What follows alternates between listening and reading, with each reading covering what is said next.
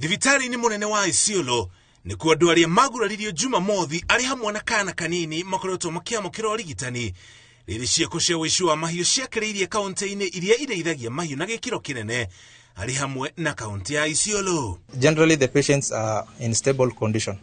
Currently there was also a 6-year-old boy who had I think a small injury around the eyebrow, left eyebrow. In stable condition, the visual acuity and everything on the eye is well. Mimi nasema hivi, tubadilishe jina ya Cattle Rustlers tuite hawa robbery with violence. Kwa ajili wanapora mali ya umma na wanaua wananchi wetu. Minister wa ũgitĩri wa thĩinĩ Kithure Kindiki ni akoretwo agĩthiũrũrũka kaunti-inĩ iria igomeirwo nĩ ũici wa mahiũ, akiuga thirikari nĩ gũtigĩrĩra ciĩko cia ũhagũku wa ũgitĩri nĩ ciehuka.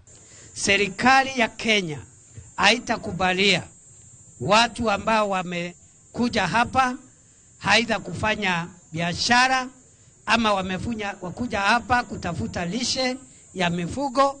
Hatutakubali au watu kuharibu uhusiano wa kijamii kwa kupiga watu, kwa kuua watu na kuiba mali yao. Hatutakubali. Kama leo asubuhi kuna driver mwingine alipigwa risasi by the same Cattle Rustlers, which is becoming a menace, and the government of Isiolo is aware of that, and will ensure that we use all the processes which are possible kuona mambo haya yote tunaweza